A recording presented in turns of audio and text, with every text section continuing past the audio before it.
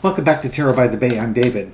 Okay, I was watching some TikToks and somebody had posted up a clip from Rachel Maddow's show the other day. And she was discussing Trump's tariffs. Now, what's interesting is that I believe it was the beginning of February, Trump declared like an economic emergency. And that is why he is able to unilaterally place tariffs on other countries. Now, we've discussed this before. It's kind of like the Ace of Wands card. To Trump, a tariff is a cudgel with which you threaten to beat somebody with unless they do what you tell them to. That's about all the subtlety that he's got, which is why he uses them as threats to Guatemala and in Panama and places like that. And I guess you have to actually implement tariffs on your neighbors to let everybody know that you really mean it this time. I'm going to use this club. But she was pointing out that there's a second component to the act that was put in place that allowed the president to place these tariffs as part of an economic emergency. And that is that Congress can vote to end that emergency. And what it says roughly is that it can be brought to the floor that Congress needs to consider the economic emergency, and they have 15 calendar days to basically vote on this issue, which you can imagine would put some of the Republicans in a panic. The ones that understand that tariffs are bad, they don't want them, they'd have to vote against dear leader. And we all know that the collective spine doesn't exist with the Republican Party, and they're too scared to vote against Trump. So their workaround was, in some legislation, they snuck in some language basically saying that this entire term of Congress is considered one calendar day. So Congress is on one long calendar day from when they started, basically, till January of 2026. Isn't that great? I'm sorry, January of 2027.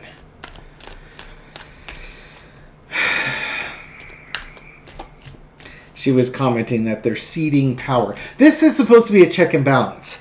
I am surprised that there aren't lawsuits against this, and maybe there are lawsuits coming, because this seems to me to be, it's certainly unethical, but the whole point of Congress is that they are a check to the judicial and to the presidency. It's a check and a balance, and they're a check to the presidential power. And the reason why I think you could have a lawsuit is that the black and white letter of the law says 15 calendar days. I don't think legally they can change Congress to be one long calendar day. That's where I think the challenge could come in there. And if they do that, now the Republicans have to vote on this. They can't get around it. So I want to look at this maneuver by Mike Johnson to skirt the economic tariff emergency, and then find out, will there be court challenges, and might these be successful? Okay. Thank you for bearing through the intro on this one. This reading will be for entertainment purposes only. Come on down. Let's take a look at Mike Johnson, the Republicans in Congress, and Donald Trump's economic emergency. Is this just Project 2025 at its finest? Foundation of the reading is the Six of Wands. Yeah, I think actually it is, because it's talking about a victory that we've got going on here. A victory, a call to arms, judgment, and the secret plan. The secrets that are going on underneath it.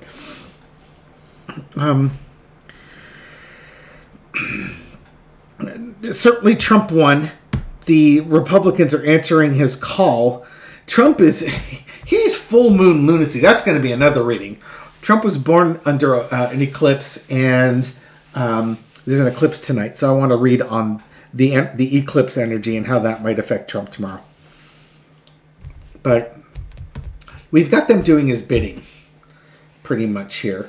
In the past, Donald Trump's influence over the Republican Party truly is complete. He's a lame duck president. He cannot run again. Now, he's threatening to never leave, and he says, "Oh, I deserve a third, fourth, and fifth term," but it's the Constitution says you can't do that. He wouldn't live long enough anyways. Just, in case you're terrified of that, he will not live long enough to do something like that. But right now, the Republicans are carrying his water. Somewhere between Project 2025 and Trump, they're carrying the message forward. Trump with his tariffs here.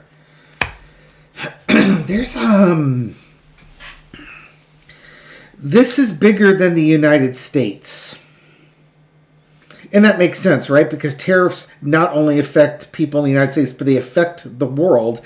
Again, the whole thing with the tariffs and things like this is that this looks like Donald Trump is trying to crash not only the U.S. economy, but the world economy.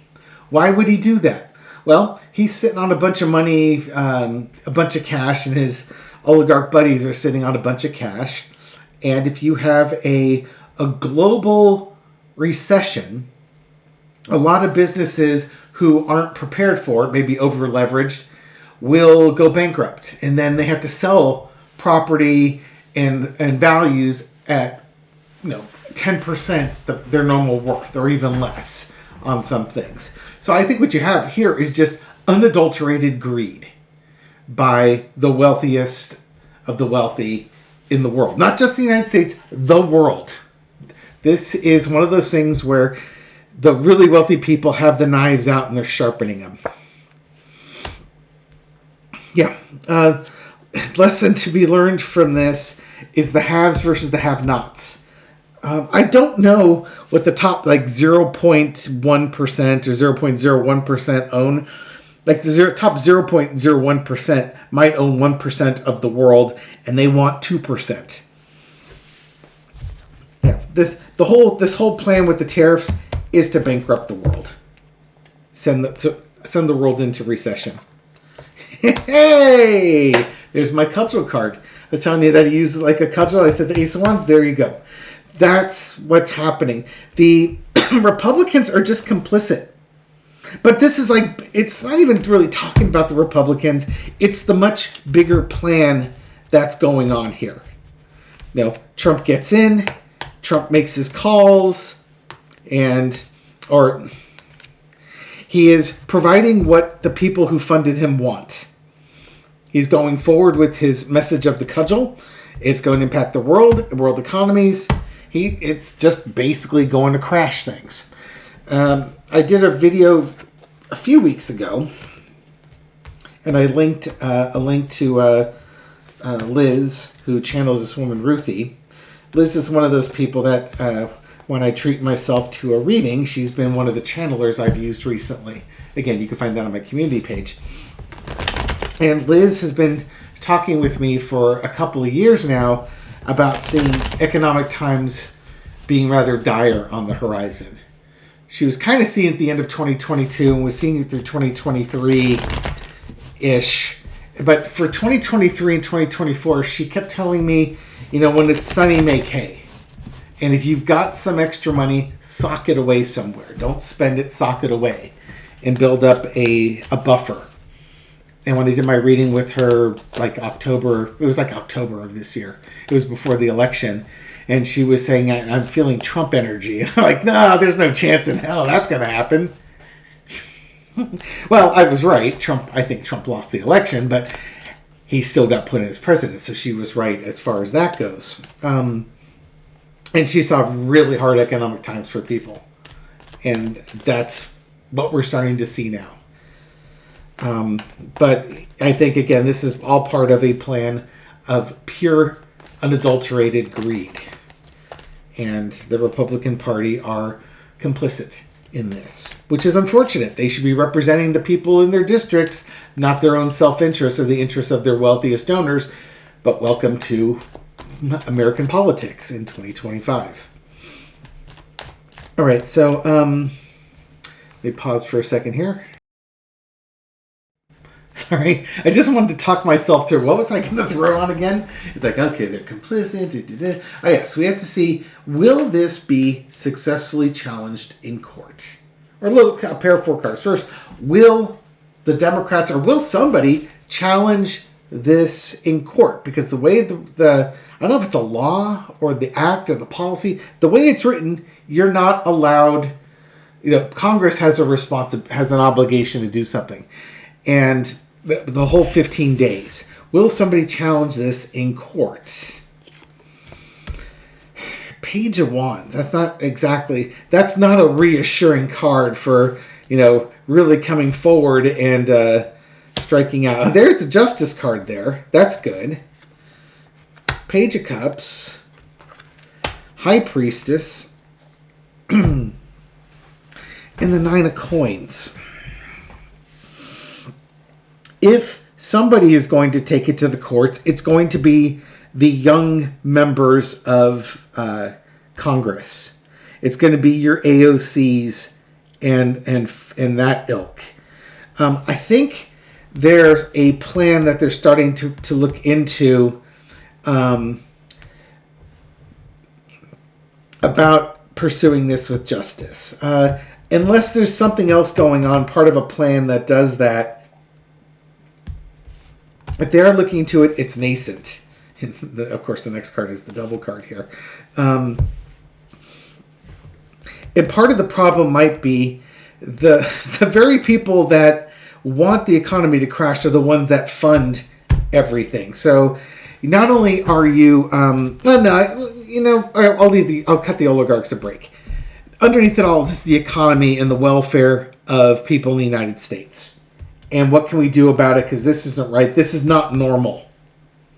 You've got laws and you've got the intention of these laws. I really do think that they will challenge it. This can answer both questions. If they challenge, I was going to ask, if they challenge, do they win? I think the trick is how do you approach this from a legal challenge? I don't know if you can legally challenge it. I'd like to think you can. Because who's Mike Johnson to redefine what a day is? Who gives him that power? When they passed this act, there was no caveat saying, oh, by the way, the Speaker of the House can define the length of time that a day is equal to. The whole thing was passed with an understanding that there was a check and a balance in there. Will this go to the courts? I just asked that. Will it go to the courts? They're planning on it, I think, is what that Ace of Swords is. That Page of Swords. If it goes to the courts, will it be successfully overturned? There's a victory. Big push with money. The 8 of Swords. The 10 of Coins. And the 2 of Swords. And there's a decision head. If they go ahead with it, then I think the Republicans are stuck. They have a choice to make.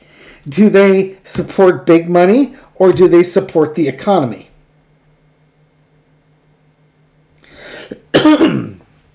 Do they support people? Do they support oligarchs? I do think it will go, if they challenge it and it can successfully be heard by, all these qualifications, if they challenge it, if it's successfully heard by a judge, and the judges are not biased, they should be able to win this case and force a vote. And there are a lot of congressmen, as I mentioned earlier, the GOP have no spine whatsoever.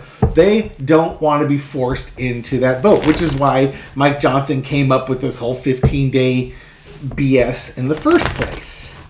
Because they don't want to say no to the terrible 3-year-old. I don't understand.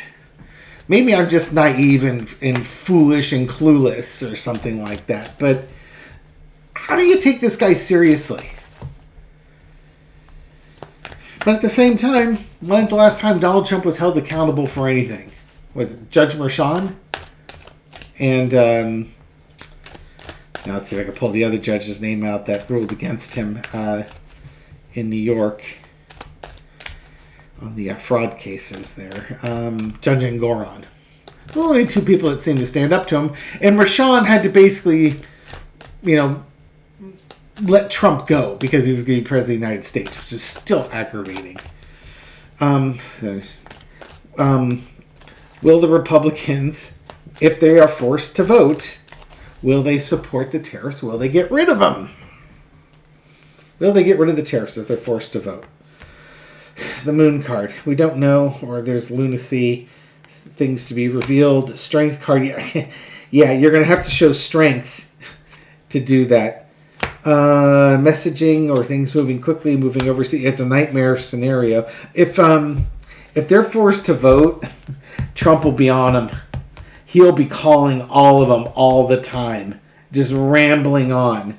And they're going to have to go by their convictions, and they don't want to deal with this. Two of Wands. Getting to the next step. I think... you know what the problem is? They don't know who to be more scared of, Trump or their constituents. This is almost a damned if you do, damned if you don't type scenario for them.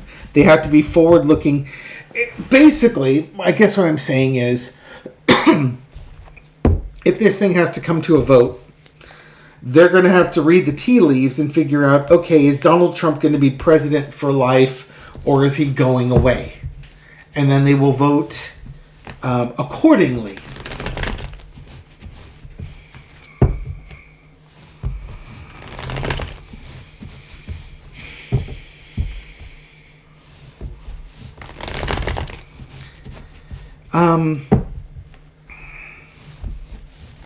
Anything else I want to throw on tariff? I kind of want to know, and I think I know the answer to this, is this, are the tariffs the thing that creates a blue wave in the elections in November of 2026? I think, was it Tim Brother was telling me, Tim Walz and somebody else are now starting to hold town halls in red districts to let the people vent. And, basically the Democrats are reaching out to red voters who are livid about their livelihoods being threatened. This is a step in the right direction. Will tariffs be a key issue for a blue wave in November 2026? This is way off in the distance for Carter. Anything can change, but let's see. Justice card. People walking away. The Nine of Wands. Pentultimate battle. Welcoming in something new and different. Dissatisfied with the choices. The Justice card, fair, balanced. It's also... I also use it like a Queen of Swords card, but on steroids. That it's like, you reap what you sow. You did this, and now pay the price for it. Especially, if the senators or the Congress people don't vote against it, they'll be looking. They're going to be staring down these elections. Republicans are going to be very nervous. Underneath it, people are really, really dissatisfied, and I think they're walking away from the party they voted for before, and they're welcoming in a new party. I do think that even if here we go. I was going to say, even if the Republicans vote to remove it or they don't vote to remove it, it doesn't matter. I think what this is that incumbents aren't going to be... The incumbents aren't hanging around. They don't want to do the town halls because they're getting beat up.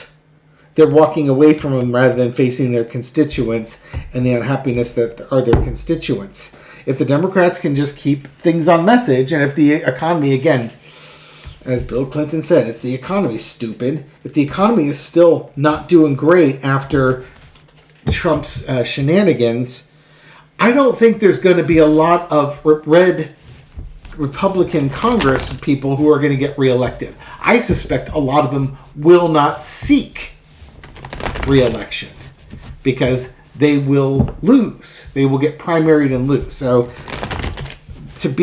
I think in 2026, there's going to be a lot of new members after the Republican primaries that will be running for House seats. Not the ones that are not the current crop in Congress. Does that mean that Congress will flip to blue? Probably.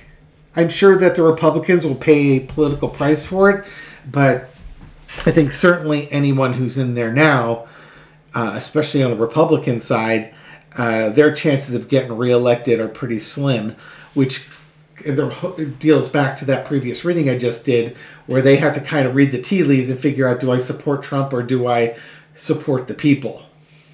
If they support the people, it may not be enough to get them over the hump. And if they support Trump, well, if Trump decides to become dictator for life, they'll probably get to keep a meaningless job and grift off the American people. Integrity, it's a thing. Anyways, what a ray of sunshine I ended this one on. We'll see. It's way off in the distance right now, but if one thing might give you a little bit of hope, Elon Musk bought Twitter for $40 billion, and he had to put up a bunch of Tesla stock. He didn't have the money. He had to put up a bunch of Tesla stock. I looked up the price. Tesla stock was about $225 a share around the time of purchase of Twitter. It was a little bit high. It was oscillating, but $225 is a pretty good number. Currently, Tesla stock is at about $240 a share. So it's higher than when he bought Twitter. But with the worldwide pressure that boycotts that are going on and pressure against Tesla, there's been a lot of dumping of Tesla shares. They've gone down from they must have been close to $400 a share, and they're down to $240. If that price starts dropping significantly below $225 a share, the banks are going to require more of his shares to be put in place to cover his loans. And if it drops too much, they're probably going to call those loans and expect full payment. So economic pressure on Elon Musk is a way to force Tesla to make changes, or even force Musk out of the spotlight. That'll be another reading here. The bankruptcy of Elon Musk. So what I'm saying is that, if Tesla shares go down, let's say they go down to $150 a share from the $225, that's down 25% or more, 33%, maybe it's down like 33%. Banks are going to call those loans, and he won't have enough shares to cover it, which means he will be bankrupt. He will have to sell all of his shares, and the banks will own Elon's shares in Tesla, not Elon. He will be broke. He will be bankrupt. And I think at that point, even the board members who are very friendly to him will probably oust him. They would oust him before that, especially if the way the Tesla prices are going down. Tesla investors will not tolerate, the big investors, they're not going to tolerate Elon's shenanigans. He's costing them money, and you don't mess with billionaires and their money. As we see, they're willing to rig elections or aid people to rig elections to help them maintain their money. They're very unhappy when people fail them in that regard. So we'll let the snake eat itself. Thank you very much for watching this video and supporting my channel. I appreciate it. This reading is for entertainment purposes only, but I hope you find it insightful, and I'll catch you on the next video. Take care.